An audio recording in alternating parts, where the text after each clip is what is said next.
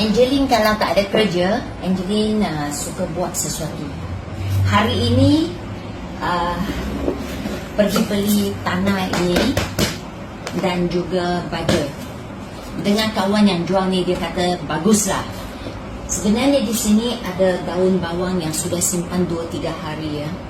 So rasanya macam tak boleh hidup. Dia kata jangan takut, guna saya punya tanah, guna saya punya baja, mesti boleh hidup.